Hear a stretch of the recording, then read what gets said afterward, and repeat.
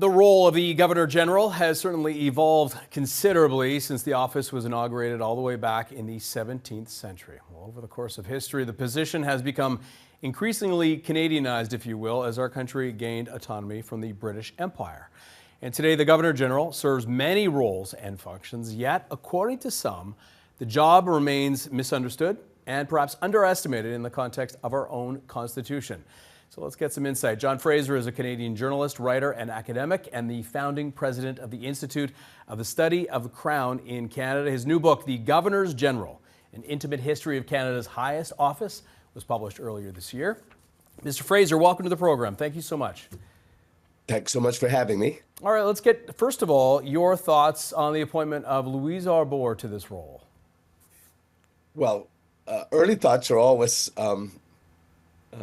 ones that should be held in check because this job particularly, the key phrase is time will tell. But on the surface, what a wonderful appointment. A world-famous jurist, person of warmth, bilingual. You can check all the boxes that the Prime Minister was supposed to check before appointing someone, and she checks most of them. In terms of how she will differ, what are your thoughts on that? Not just from the most recent, of course, Mary Simon, but previous Governors General. Well, we don't know till she's been in the job. But given her credentials? Given her credentials, she should be wonderful.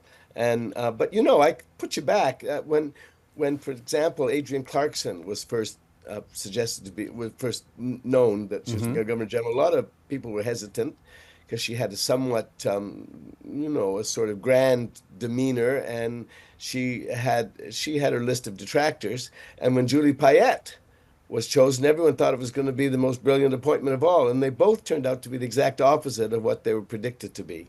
So early estimations are always held in check to see results. But Louise Arbour, we know, is a big warm personality. She's a popular figure in Quebec because she supports a lot of the social and economic views of the province in the past and has spoken up about them. She won't be able to speak up so much as Governor General because that's the nature of the job, but people know where she stands, and I think it's a really adroit appointment. I think the Prime Minister may have done himself a favor and the rest of us a favor.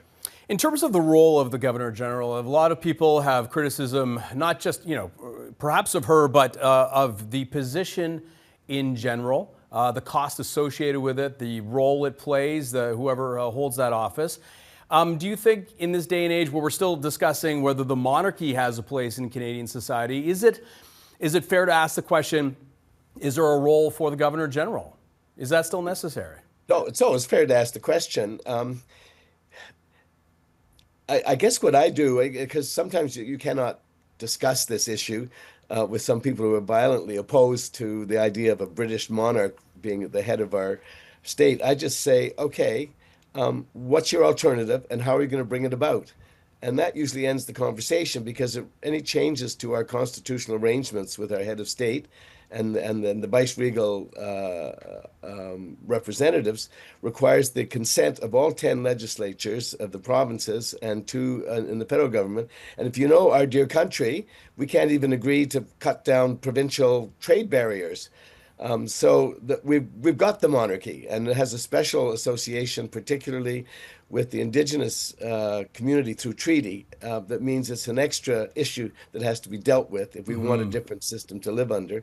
And on top of all that, we have the spectacle of what's going on in the United States at the moment to take a close look at what an alternative Republican system. And my view is that the United States keeps re-electing George III every 4 years because they have a head of state who's also their elected government leader. And when the two collide and go in the direction that Mr. Trump goes in, it can bring severe dislocations to the whole constitutional creation of a system like they have in the United States at the moment.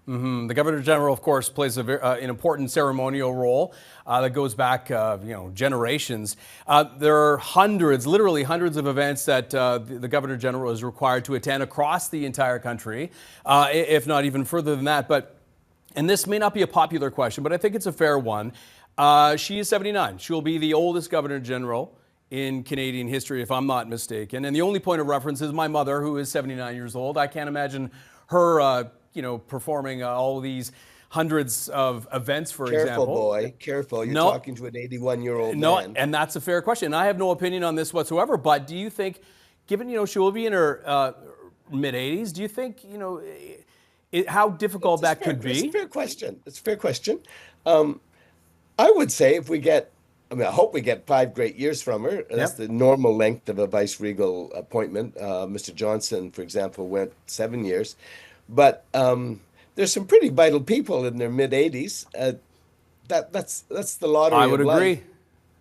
And how to put this delicately? Even if we get a couple of great years from Louise Arbour, what a wonderful thing that would be. I don't worry about age, but then I've got a different vantage point than you have, and people who are under 81. Well said and well contextualized for sure. There's no question about that. Also, here's another thing, because obviously you sing her praise, and a lot of people across this country do. There's no question about it, and well deserved. At the same time, there are critics. Certainly within the military, and this role would be the Commander-in-Chief of Canadian Armed Forces. She described the systemic sexism, misogyny within the culture, had some choice words to say about the military, perhaps well-deserved. But how do you think that role and her appointment will be received within the military?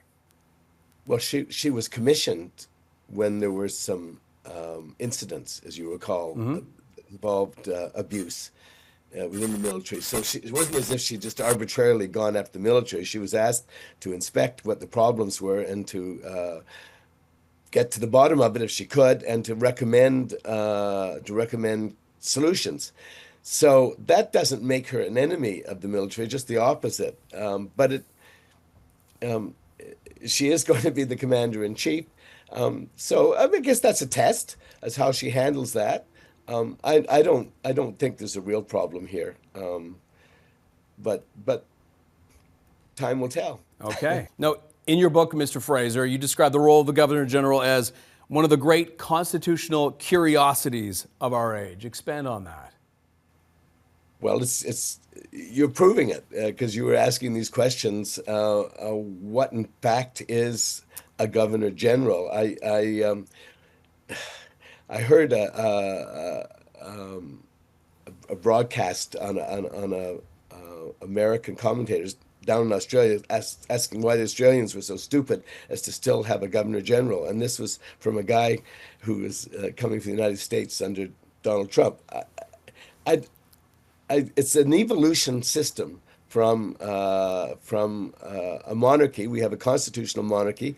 That's the way we do things in Canada. We're not a revolutionary society. We're an evolutionary society. We have a head of state whose power is neutralized, basically, and is controlled by an elected head of state, in that the Prime Minister recommends to our head of state, the King, who should be his agent in Canada and speak for him. And that head also recommends who should be the provincial lieutenant governors.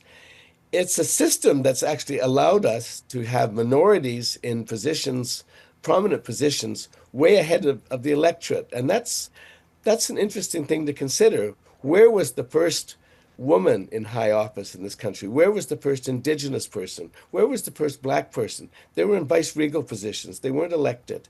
And it's worth remembering that this evolved office, which on one level is powerless and as a platform is very powerful, is one that has brought along a lot of minorities into prominent positions and a platform. So that's worth considering, certainly. Well said. We appreciate your time, sir, and your insight on this. Thank you so much. Thank you very much. All right, that is John Fraser, Canadian journalist, writer, and academic, the founding president of the Institute of the Study of the Crown in Canada. His new book, The Governors General, An Intimate History of Canada's Highest Office, was published earlier this year. We appreciate this. Thank you again. You're welcome.